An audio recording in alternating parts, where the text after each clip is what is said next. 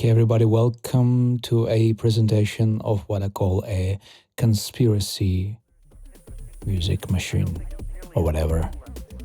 I'll give you a little tour, right?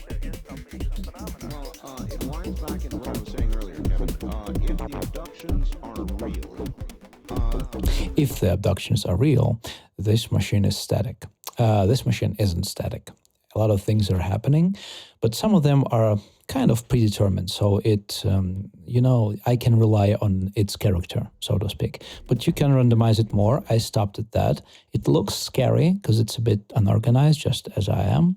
But I'll give you maybe an explanation why is that so unorganized, and maybe give you a little insight on how these things are built, just so you wouldn't be distracted by the radio. I'll mute it for now.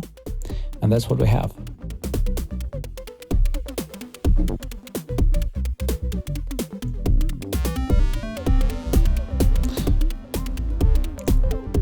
So we have drum sequences, we have bass and lead and abstract arpeggios, and they're all combined in one BPM and in one swing, which is a bit randomized, as you can see.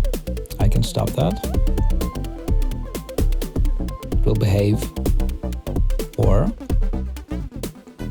I can twist it more. Let me do that. There we go. But that's a bit much to my taste. Okay. So what do we have here? I'm using some stereo sources, so I quickly ran out of channels. So I have a sub-mixer, let's start with that. I have a sub-mixer for drums. Wait, everybody. There they are. So we have a kick. It's a synth voice called Crust. It's a wonderful little module. It's free and it's distorted by this. So this is how you make a kick drum in here, but you don't see all the parameters because you switch like that. And we also have a snare, some reverb on that, a pretty big one. It can get big. Right now it's small because you see the red right there, but it can become bigger over time. Heads are doubled to get your stereo effect, so it's the same setting. It automatically is mirroring. There we go. So all of them. And now I can mute all the drums right here to keep them silent. This is bass, the first voice I started with. It imitates, obviously, some kind of a 3-3 thing. And it is done by I jumped over a very interesting thing, which I don't want to skip, how the drums are created. But I'll get back to that right in a second. This is the heart of the sequence. It kind of generates the sequence itself. When the gates are happening, when the glides are happening, and which notes are we choosing. So then I feed it into an oscillator, distortion, and a combination of filter and envelopes, and distortion again, and a compressor.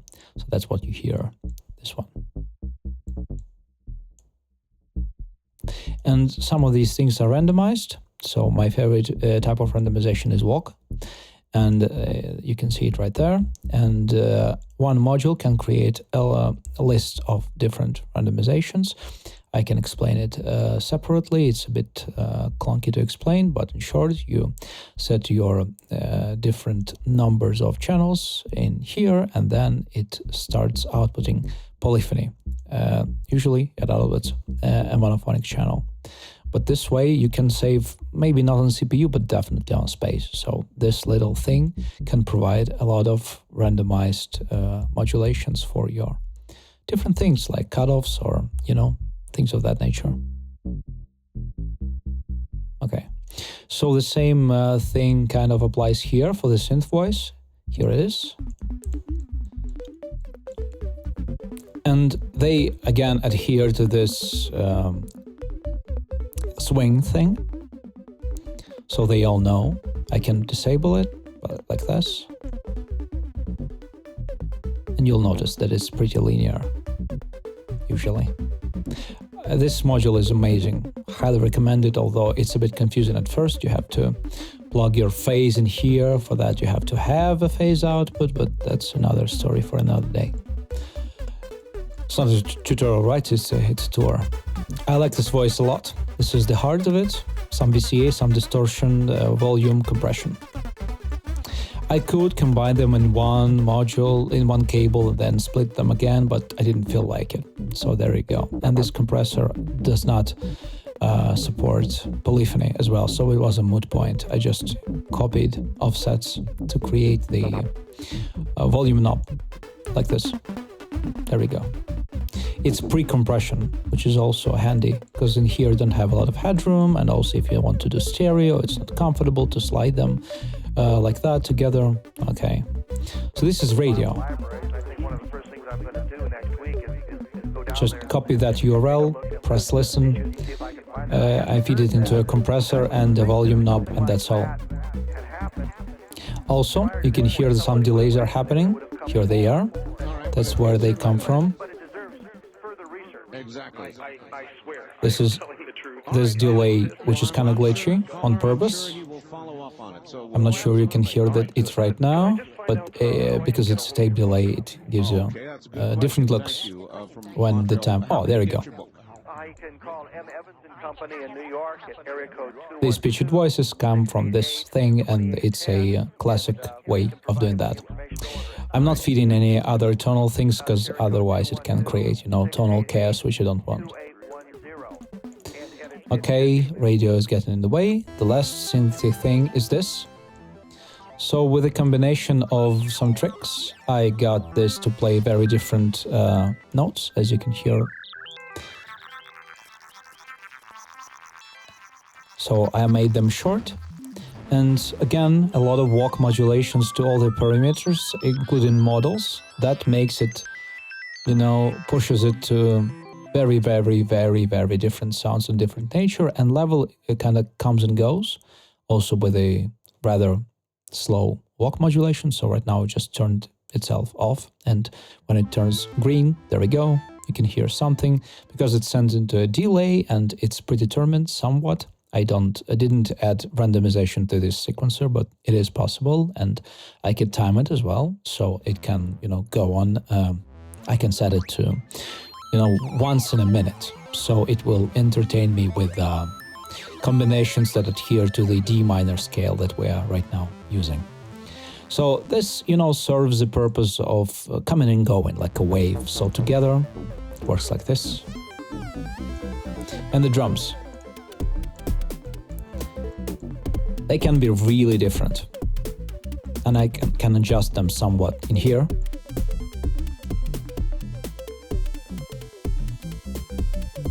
And I think it's time to explain what is going on right there. So let me mute everything else. So now we only hear the drums. So this is a very interesting module that has a bunch of sequences pre-programmed on a 2D plane, and you move through the plane. Right now I do, because I mapped some randomization on it, but I can, unplug it, and we'll get this, just a beat.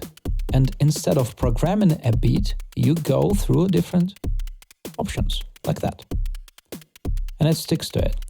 You have to, work a little bit for your money, so you need to get yourself a clock. Comes from here. You need to reset it once in a while, so it won't go off the rails and be not synced to everything else, because it is possible.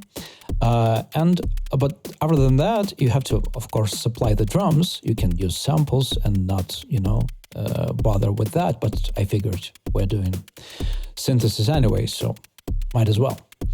And what do we have here? We have also density. It's just your way of saying that you don't want that many drums happening. But I'm fine with that. And let's plug our randomization back in. I'll just Control Z, so we will get what we had before. So it is rather slow, but it is, it is fast enough to sound pretty chaotic. I think for the demonstration's sake, I might lower it down just to 0 volts.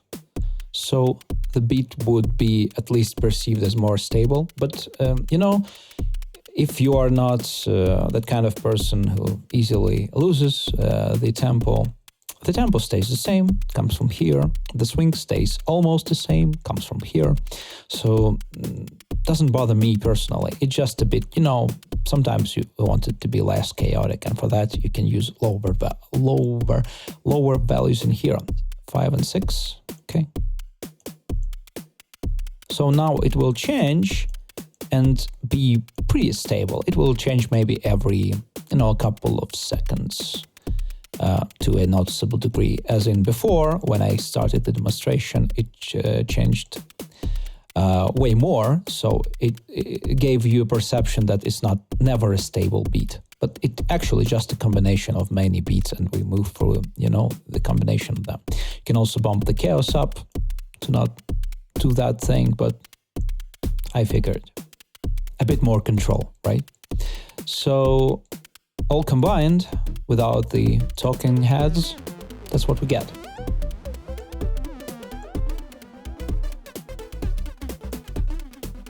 So this oscillator can be tonal and can be very atonal, which is what I'm counting on.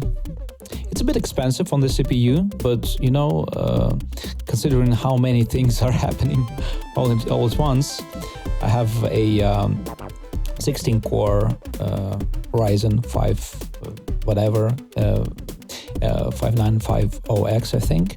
So you can see that it is pretty heavy on the CPU because a lot of things are synthesized on the fly, and in general, VCV is not a thing that likes to spare your CPU. Usually it is pretty brutal. But I think this is a very nice example of how you can combine things. It's not crazy. It's almost kind of controlled. Way crazier things can be achieved with way less modules, honestly. But maybe I'll show you next time if you would like to see something like that. Because I have a combination of things like that, which, gives you very different things every 8 bars. But right now, let's enjoy some conspiracy theories, huh?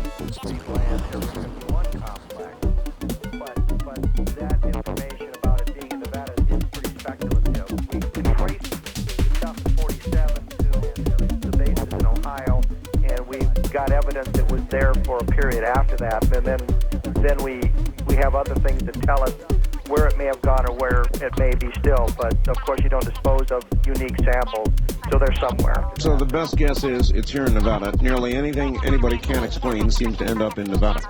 Right. All right, caller, thank you very much. We are the repository, in some cases the suppository for a great deal of the nation's ills. On the toll-free line, you're on the air with Kevin Randall. Hello. Hi, good morning, Art. Glad to talk to you.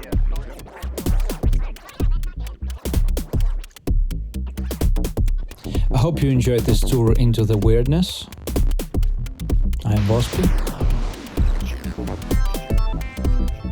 See you next time, maybe.